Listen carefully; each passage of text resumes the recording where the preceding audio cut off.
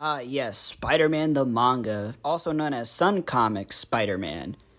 My favorite character of all time, YU-KOMORI. And as his biggest fan, I've decided to make a video on the 3 versions of the manga that I want to go over. Now, I'm not going to go over re-releases of this manga. I want to go over the different versions of it from different countries. Like the Thailand version, the Marvel translation version, and the original version, which was in a shonen magazine that was completely colored. Yes, you heard me right. The manga that you've been seeing that's black and white was colored originally. And what I mean by re-releases, this manga has been re-released 4 times, so I don't feel like going over those since they all just seem very similar, just straight up the same thing. The version I'm gonna start over with is the Marvel translation of the manga, the one I own physically. Now, with this manga, this is completely different from the original, and I mean completely different. Most of the manga is completely censored, and the dialogue is different. And not only this, but chapters are in misorder, and not only this, but chapters are missing.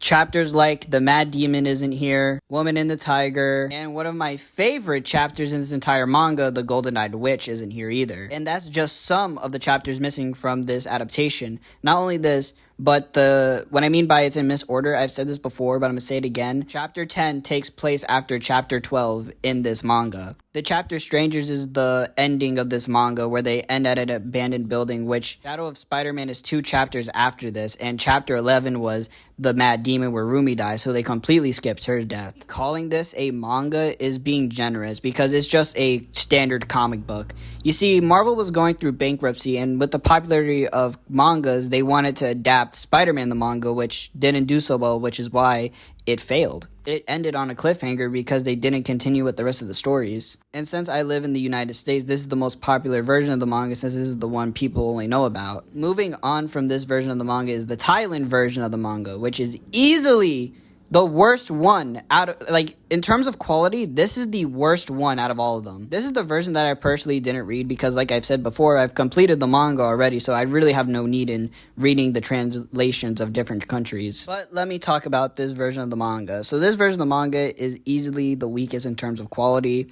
There are so many drawings that aren't finished, and the art on the front is just bad. And I'm not saying that every cover is garbage, I'm just saying that it has some bad cover arts. And not only this, but the drawings seem to be on a very cheap piece of paper, and I mean a very cheap piece of paper. And it's pretty much one-to-one with the Japanese release of the manga from what I've seen of it, so there's not much to complain about but other than the quality of the book. Now, on to the best version of this manga ever released, the Shonen Magazine Spider-Man. Oh my god, this is the best version of the manga I've ever seen. But on the covers of Spider-Man, for some reason, he's fighting villains that he doesn't fight in the manga. He doesn't fight Green Goblin, he doesn't fight Kingpin, and he doesn't fight the Vulture. But for some covers, they do in fact steal the US's art of Spider-Man. But I'm not really going to complain about that because there was Japanese releases of Peter Parker over there, so not much to complain about for me, honestly. The reason why I say this is the best version is because of the colors. It just makes the world pop so much. Now, the coloring can get inconsistent at times because it will either not be colored at all or just be colored in a different palette. So that's all I have to say about these 3 different versions of Spider-Man the Manga. If you want me to go more in depth in these kind of videos, I'll make them longer. Hell, I'm thinking of making a Spider-Man manga retrospective, covering the Takeo Yamashira's Spider-Man mangas. Even though those haven't been translated,